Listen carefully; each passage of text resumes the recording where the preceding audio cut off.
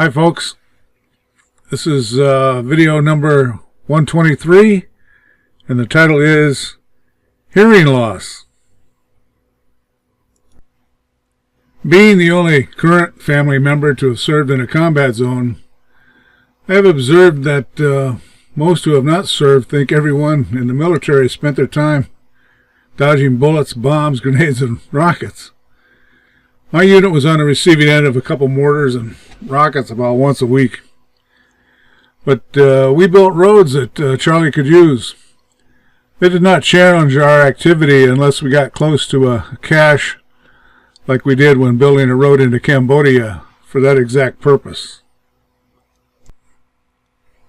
I didn't lose my hearing from bombs or grenades, just from doing my job.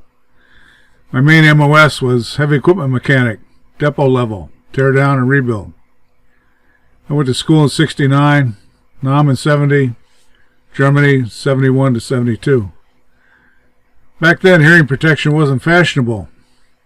I could tune a gas or diesel engine by ear. It didn't matter how big, a D7 dozer or a 20-ton crane, 6-cylinder or V16. The last time I used my technique was on Love's Lines 22 and 23 when they wanted to take them up to 500 pads per minute. Gordon Darling and I were the maintenance planners. Gordon and I have been mechanics on those lines for 10 years. We knew where every nut, bolt, and washer should be. I made the statement that 500 may not be the exact best number for our lines. I got some weird looks.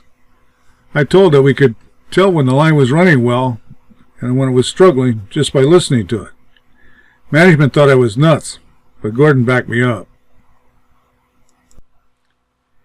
They were going to turn them up anyway. Why not let me take a shot at it and see what happens? They agreed, so down on the floor we went. The E&I guy was at the cabinet to turn it up, and I stood about the middle of the operator's side and gave him hand signals.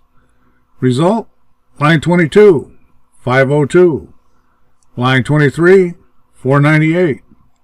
Department average, 500. We were running at 93% when the farm was shut down. We were shut down because every upgrade required 3 engineering packages, one each for 22, 23, and national. Too much expense.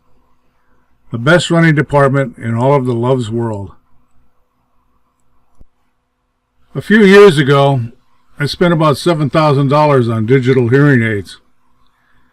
I tried to wear them for about 18 months. During that time, they shorted out when I perspired heavily. Once again, when I was out in the rain. The last time, after 2 weeks back from repair, one of them just quit. Each time it took 6 weeks to get them back from repair. The first day, right after I picked them up, we went to TGI Fridays for lunch. All at once there was a very loud bang, bang, bang, bang. It sounded like gunshots. I started quickly looking around while leaving my chair for cover. It turned out to be an infant banging his knife on the table.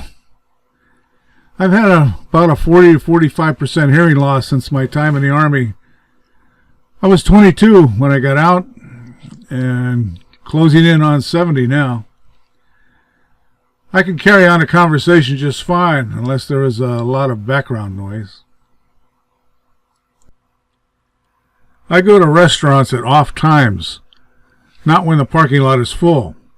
At crowded times, I cannot make out what the waitress is saying. It's like static on the radio or an old television. Lip reading doesn't work well. But going at off times, the waitress or waiter has time to sit down and chat a bit. I get to make a new friend and learn more about the local area when working out of state for a few months. After hearing the chaos of what the world really sounds like and the multiple failures of those expensive hearing aids, I decided I like my softer and quieter world better. Well, folks, that concludes this little story about my hearing loss. As always, I wish everyone all the best.